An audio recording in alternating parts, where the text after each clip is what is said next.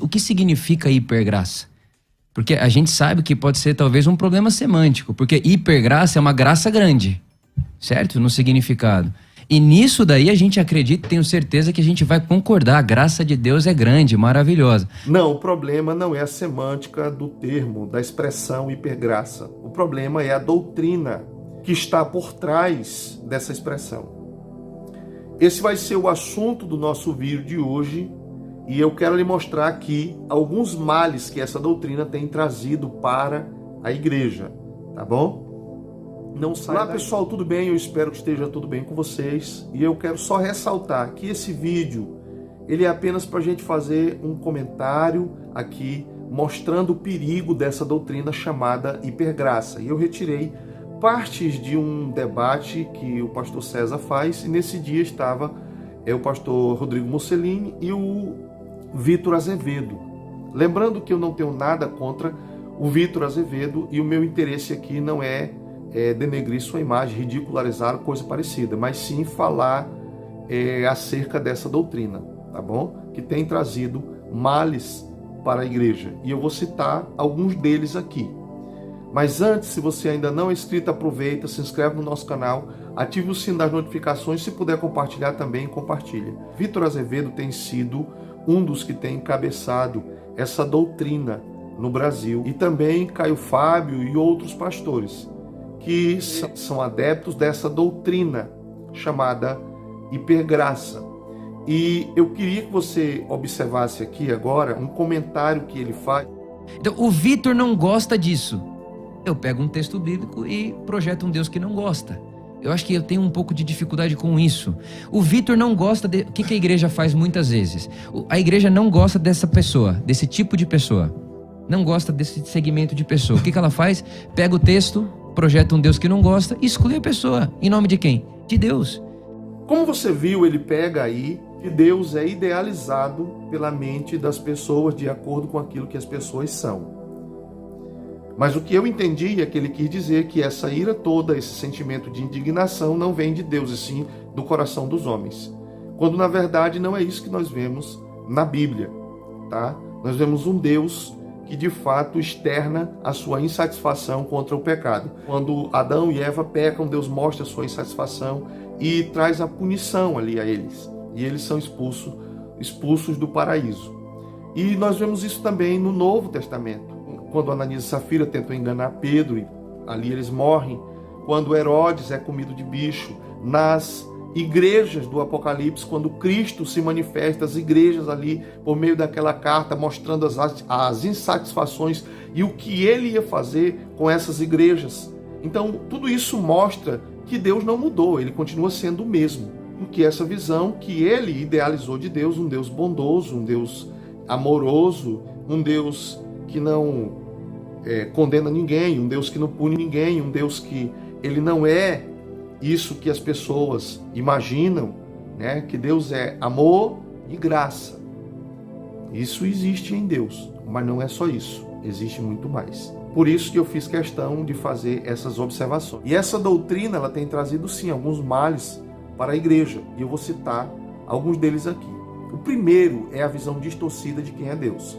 Dentro do conceito da hipergraça, Deus é um Deus bondoso e amoroso, e pronto.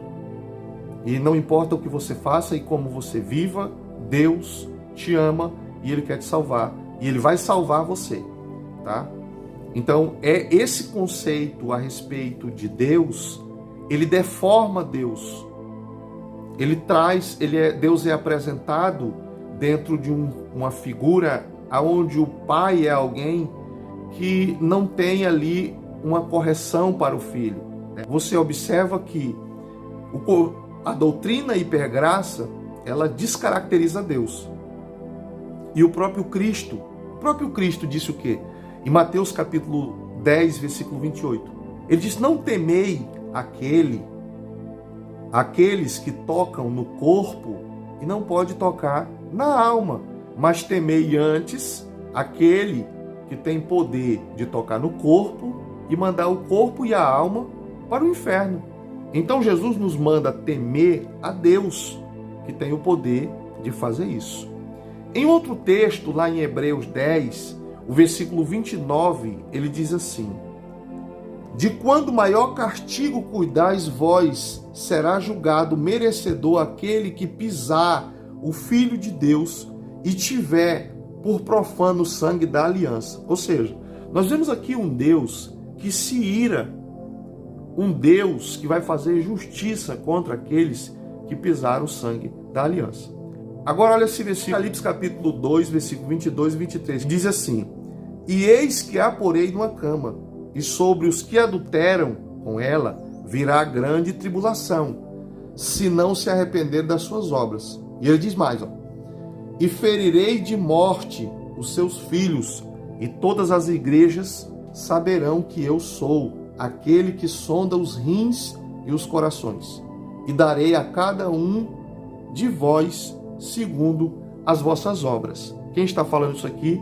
O próprio Jesus de Nazaré. Ele está falando isso. Ele está mostrando o que ele iria fazer com essa igreja. Então, o Deus que a hipergraça apresenta, ele não é um Deus bíblico, porque o Deus bíblico, ele é completo. Deus não é aquilo que eu quero que ele seja. Deus é aquilo que ele se revelou, que ele se apresentou na história pela Escritura Sagrada. Aí observa só, outra deturpação, outro mal que essa doutrina tem causado é na compreensão correta a respeito da graça. O que acontece? A forma como é apresentada é que, independente do que você faça, a graça te cobre. E preste atenção, nós, enquanto pecadores, a graça nos alcança e nos salva. E nós, enquanto salvos, nos esforçamos, perseveramos, renunciamos o pecado para nos mantermos diante de Deus. Porque a graça me alcançou e me capacitou para ser salvo. Agora eu tenho que fazer a minha parte. O próprio Jesus disse, Mateus 24, versículo 13, né? Mas o que perseverar até o fim, esse será salvo. Existem muitos outros textos apresentando a perseverança do santo, a necessidade de perseverar. Por que a graça ela foi deturpada dentro do conceito hipergraça, dentro dessa doutrina? Por que ela foi deturpada? Porque a graça ela se tornou uma espécie de licença para o indivíduo praticar todo tipo de erro, disciplinados, como está escrito em Hebreus, que ele disciplina, corrige a toda quem ele ama.